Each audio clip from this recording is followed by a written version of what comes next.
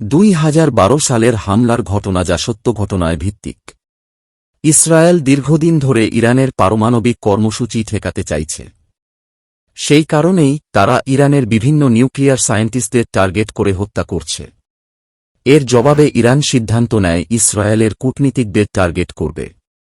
তাই একই সময় তিনটি দেশে জর্জিয়া, থাইল্যান্ড আর ভারত ইসরায়েলি ডিপ্লোম্যাটদের ওপর হামলা হয়। এই বিস্ফোরণের পর ভারত কিভাবে রিয়্যাক্ট করল, গোয়েন্দারা কিভাবে তদন্ত চালাল, রাজনৈতিক চাপ সত্ত্বেও সত্যতা বের করার চেষ্টা করল, আর শেষমেশ ভারতের অবস্থান কি দাঁড়াল, চলুন শুরু করা যাক। সে দেখা যায় একটি বাইপাসের ধাবা, আর সেখানে একটি ব্যক্তি বাইক নিয়ে এসেছে। সে খেতে এসেছে, কিন্তু হঠাৎ পুলিশ তাকে ঘিরে ফেলে। না, পুলিশ নয়, এরা দিল্লি স্পেশাল সেলের অফিসার আর জন ওরফে আরকে বা রাজীব কুমার এদের নেতা। কিছুক্ষণ কথোপকথনের পর তাকে গুলি করে দেওয়া হয়। আসলে সে ছিল মাকওয়ানা নামের একটি গ্যাংয়ের সদস্য, যে বারবার ফোনে পুলিশকে হুমকি দিত। এরপর দেখা যায় একটি 4 চাকার গাড়ি সিগন্যালে দাঁড়িয়ে আছে। তার পেছন থেকে একটি বাইক এসে গাড়িটির সামনে দাঁড়ায়। বাইক আরোহী ব্যাগ খুলে একটি বোমা গাড়িটিতে লাগিয়ে দেয়। আসলে এটি ছিল ইসরায়েলি এম্বাসির গাড়ি। মুহূর্তের মধ্যে বিস্ফোরণ হয়, যাতে মোট 6 জন গুরুতর আহত হয়, যার মধ্যে ছিল এক ছোট্ট মেয়ে, যে রাস্তায় ফুল বিক্রি করত। হতাহতের পর উচ্চপদস্থ পুলিশ অফিসাররা আরকে কেসটির নেতৃত্ব দিতে বলে। আরকে ঘটনাস্থলে যায় এবং সেখানেই জানতে পারে সেই ছোট্ট মেয়েটির ব্যাপারে, যার কাছ থেকে সেও ফুল কিনেছিল বিস্ফোরণের কিছুক্ষণ আগে। তারপর আরকে হাসপাতালে যায় মেয়েটিকে দেখতে, কিন্তু দুর্ভাগ্যবশত মেয়েটি মারা যায়। আরকে এরপর মেয়েটির ভাইকে একটি চিলড্রেন হোমে রাখার ব্যবস্থা করে। এই মেয়েটির মৃত্যু জনকে ভীষণভাবে আঘাত করে, তাই সে ঘটনাটিকে ব্যক্তিগতভাবে নেয় এবং প্রতিজ্ঞা করে হত্যাকারীকে খুঁজে বের করে মেরেই ছাড়বে। এরই মধ্যে এক পর্যায়ে আরকের সাথে এক ইসরায়েলি দূতাবাসের কর্মকর্তার দেখা হয়, যে পরবর্তীতে আরকে অনেক সাহায্য করবে। এরপর দেখা যায় একটি টিম মিটিং, যেখানে সবাই বলছিল যে এই হামলার সূত্র পাকিস্তানের দিকেই ইঙ্গিত করছে। তারপর জন নিজেই উদ্যোগ নিয়ে প্রমাণ জোগাড় করে বোঝাতে পারে যে আসলে এর পেছনে ইরান জড়িত। অন্যদিকে এর অফিসাররাও জনের কথাটাই ঠিক ভাবছিল। অন্যদিকে জন তার বসের কাছে গিয়ে দুটি ছবি দেখায়। প্রথমজন হল দানিশ ইব্রাহিম, আর দ্বিতীয়জন হল ফারহান আব্বাসি। এরা দুজনেই ছিল ইরানের নিউক্লিয়ার বিজ্ঞানী, যাদের ইসরায়েল হত্যা করে। ফলে ইরানের নিউক্লিয়ার প্রোগ্রাম দীর্ঘদিন পিছিয়ে যায়। আর এখন ইরান সেই ঘটনারই প্রতিশোধ নিচ্ছে। পরে সিক্রেট সার্ভিস এর এক অফিসার জনের কাছে আসে এবং সে একটি ছবি দেখিয়ে বলে, এটাই হল ব্যাংকক ব্লাস্টের মাস্টারমাইন্ড।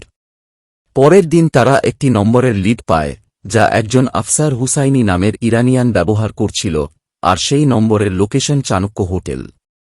পরে তারা হোটেলে গিয়ে একটি সিসিটিভি ফুটেজ সংগ্রহ করে।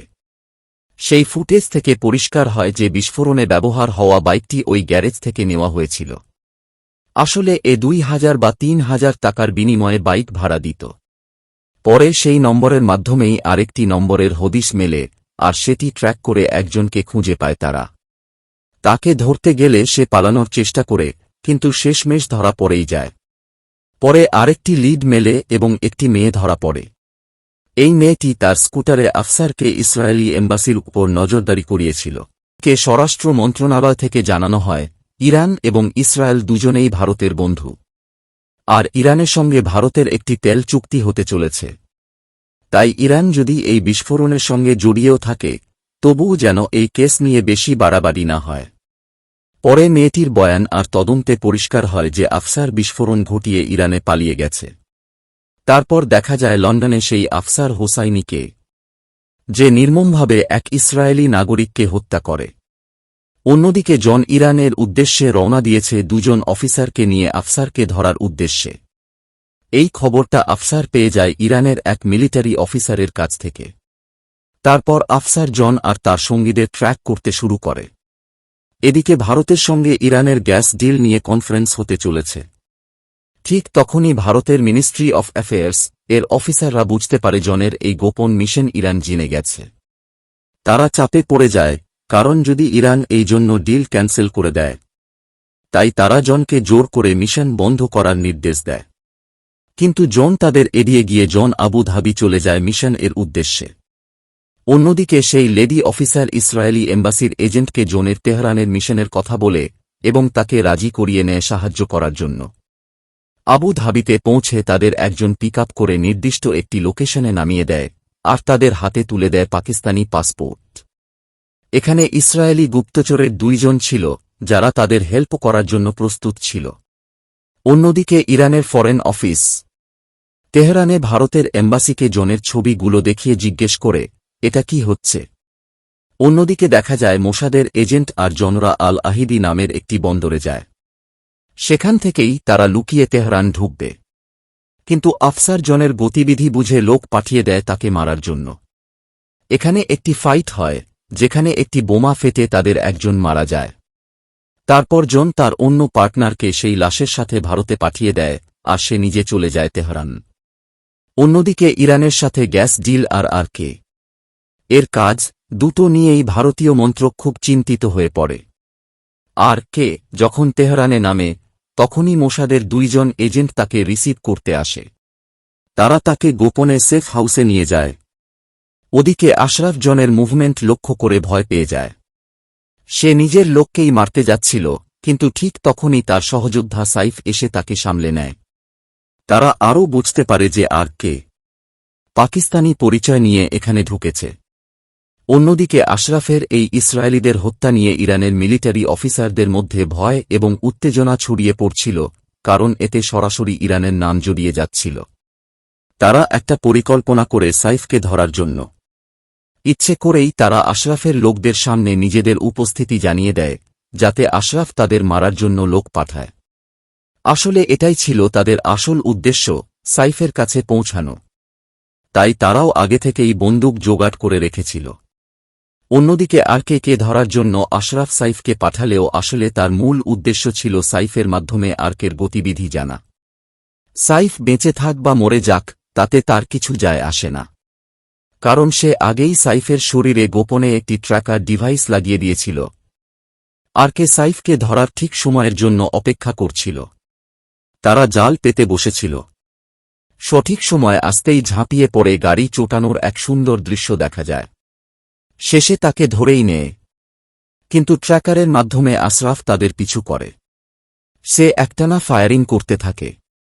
এর মাঝেই একটি গুলি গিয়ে লাগে আর কে পার্টনারের পেটে। গুরুতর আহত হয়েও সে গাড়ি চালাতে থাকে এবং শেষমেশ সেফ হাউসে পৌঁছে যায়। কে প্রথমে সাইফকে টেনে ভেতরে ঢুকিয়ে দেয়, তারপর তার আহত বন্ধুটিকে নিয়ে আসে।